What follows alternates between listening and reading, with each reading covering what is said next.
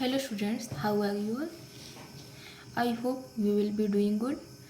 Today we will discuss on practical problems on union and intersection of two sets.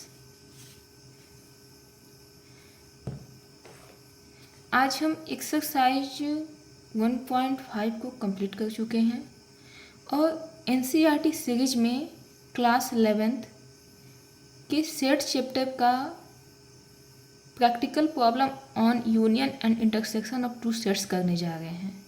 इस पर जो है आपका एक्सरसाइज 1.6 होगा और आपको हम बता दें कि ये जो भी हम कॉन्सेप्ट बताने जा रहे हैं इसका फार्मूला तो बहुत लोग याद कर लिए होंगे, लेकिन एग्जैक्ट इसको कैसे प्रूफ करना है इस सब जगह नहीं मिलेगा, वही आज हम आपको बताने जा रहे हैं।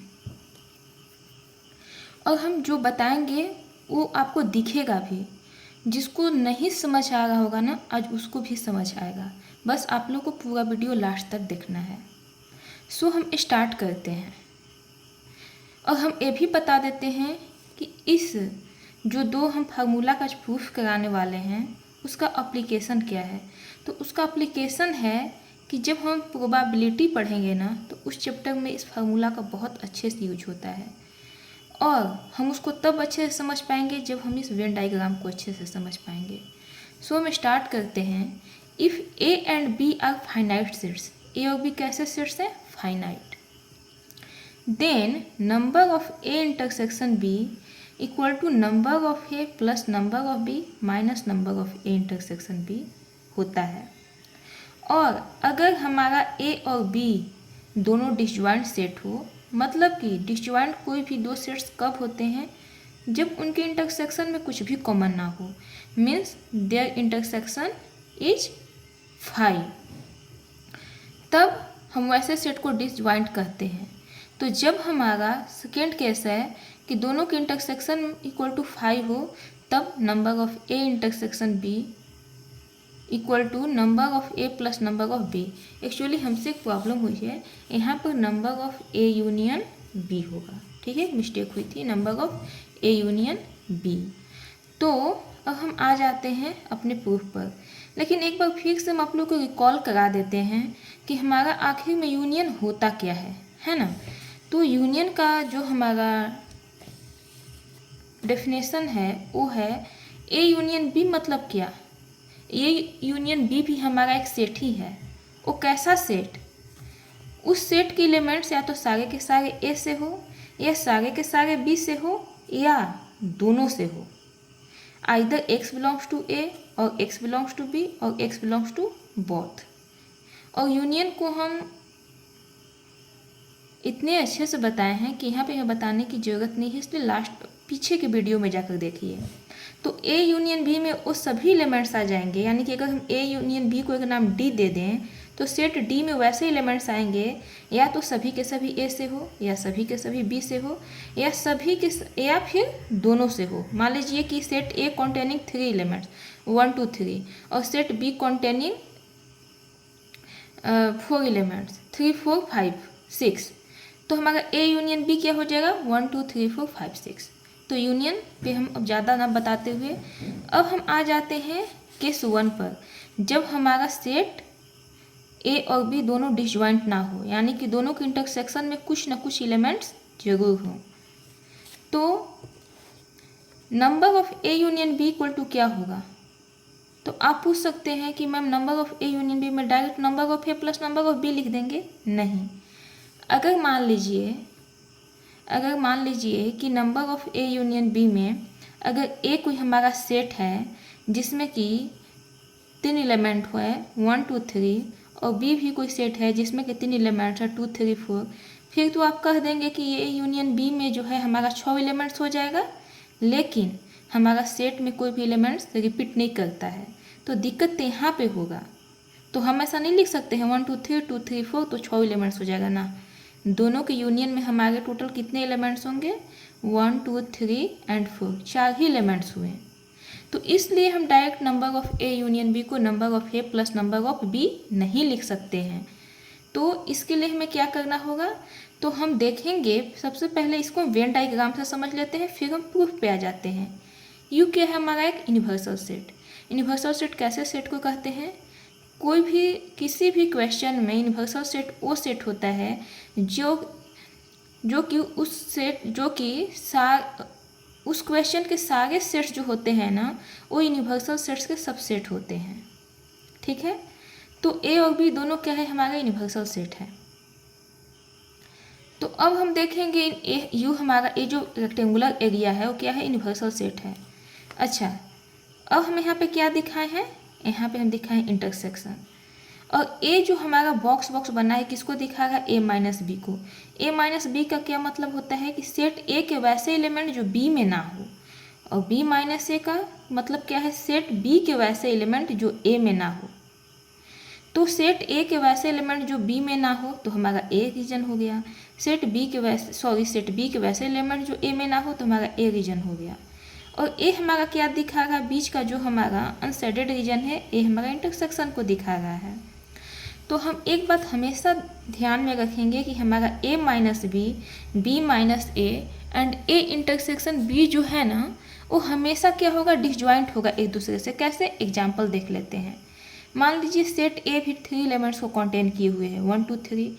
बी भी जो है वो 3 एलिमेंट्स 3 4 5 को कंटेन किए हुए हैं। कोई जरूरी नहीं है कि 3 ही, कितने भी फाइनाइट नंबर ऑफ एलिमेंट्स को कंटेन कर सकते हैं। यहाँ पे हम चूँकि फाइनाइट का बात कर रहे हैं इसलिए हम फाइनाइट ही बोलें। तो ए भी 3 एलिमेंट्स, बी भी 3 एलिमेंट। देखा जाए तो ए और बी दोनों क्या है, हमारा डिसजॉइंट नहीं है। लेकिन जब हम ए माइनस बी, ए और बी दोनों डिसजॉइंट क्यों नहीं है, क्योंकि दोनों के इंटरसेक्शन में हमारा 3 आ रहा है। लेकिन जब हम a माइनस बी करेंगे तो क्या आया, सेट a के वैसे एलिमेंट जो b में ना हो। तो 3 क्या है, a और b दोनों में है, इसलिए a माइनस बी में 3 नहीं आएगा। तो a माइनस बी क्या हो जाएगा, 1 2। b माइनस ए में सेट b के वैसे एलिमेंट्स जो a में नहीं हो तो क्या हो जाएगा, 4 5। और a इंटरसेक्शन b जो दोनों में कॉमन हो। अब देखिए a minus B intersection a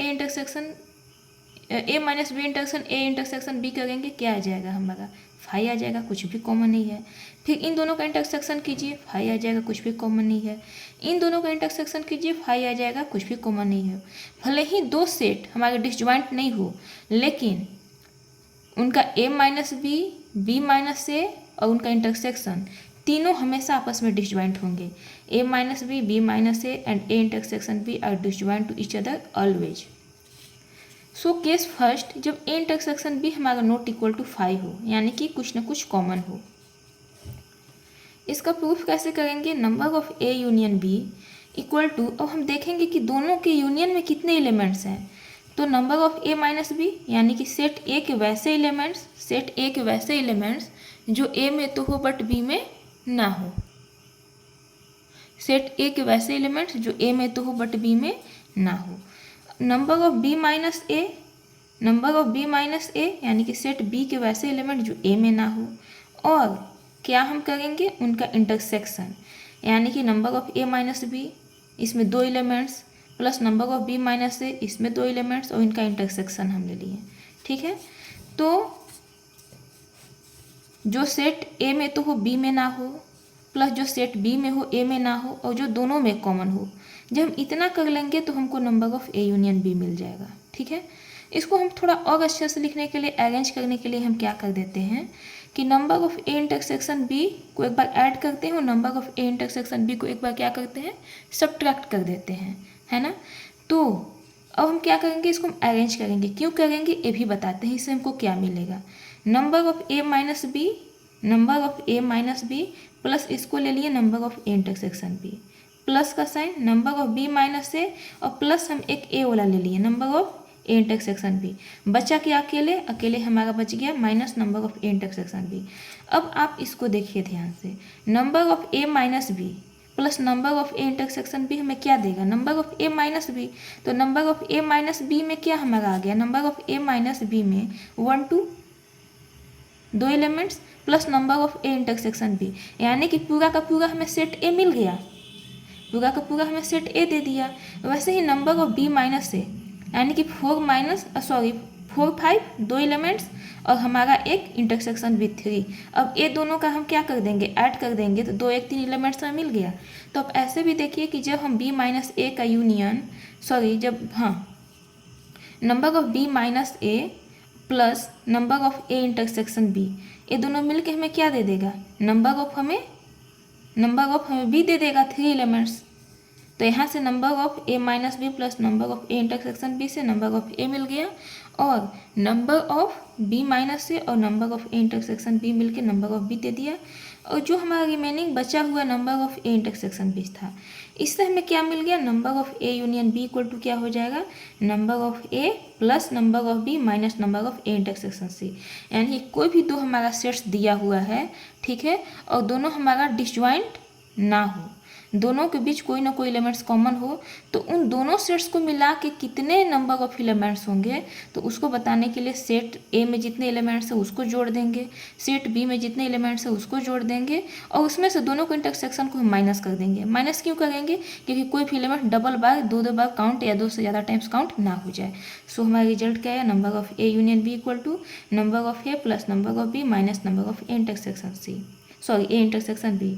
अब हमारा जब हमारा सेट डिसजॉइंट हो जाए, जब दोनों में कोई एलिमेंट्स कॉमन ना हो, तो जब दोनों में कोई एलिमेंट्स कॉमन ना हो तो सीधा है सेट ए का एलिमेंट जोड़ देंगे। मान लीजिए कि सेट ए आपका एक एलिमेंट 1 2 कंटेन किया हुआ है, और सेट बी जो है आपका एलिमेंट जो है 3 4 कंटेन किया हुआ है, ठीक है। तो number of A 1 2 and 2 elements, number of B 2 elements, 4 elements आ जाएगा। दिक्कत तो तब होता है जब कोई ना कोई एलिमेंट दोनों में कॉमन होता है, इसलिए हमको इसको माइनस करना होता है, ठीक है। तो number of A union B equal to क्या हो जाएगा, number of A plus number of B. Thank you so much. मैं उम्मीद करती हूँ आप लोग को बहुत अच्छे से समझ में आया होगा, और भी कोई प्रॉब्लम रह जाए, कोई डाउट्स हो तो कमेंट सेक्शन में ज़रूर पूछिए। Thank you so much. Next जो हमारा लेक्चर आएगा उसमें हम बताएंगे कि number of A union B union C को हम कैसे प्रूफ करेंगे। देन हम इन दोनों कॉन्सेप्ट्स पे आपका एनसीईआरटी का नेक्स्ट एग्जाम्पल्स कराएंगे, और फिर हम एक्सरसाइज 1.6 कराएंगे। सो प्लीज़ आप लोग को अगर वीडियो अच्छा लगा होगा, हेल्प हो रहा होगा, तो आप लोग प्लीज़ वीडियो को लाइक शेयर एंड सब्सक्राइब जरूर करें, इससे मुझे भी मोटिवेशन मिलता है।